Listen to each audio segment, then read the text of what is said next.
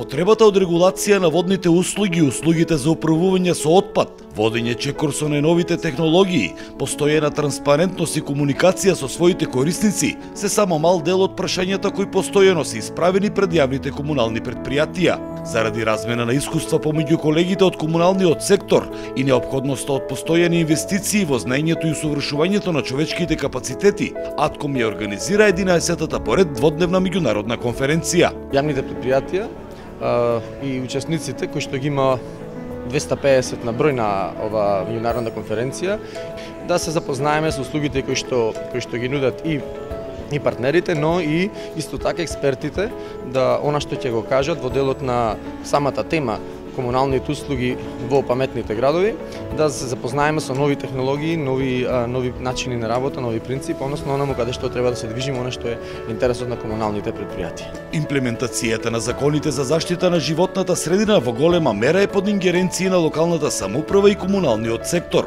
Сепак, поради енергетскиот шок и високите сметки за струја, повеќето претпријатија се најдоа на работна екзистенција и итно им е потребна помош од централната власт. Во моментот имаме два активни заема кои што ги почнуваме. Едниот ќе помогне на јавните претпријатија во делот на водовод и канализација. Тоа е заемот од 50 милиони евра кој што владата го зема од Европската инвестициона банка и ќе биде државен заем и нема да ги оптовари општините, односно ќе го оптовари буџетот на државата, нели државата ќе го враќа.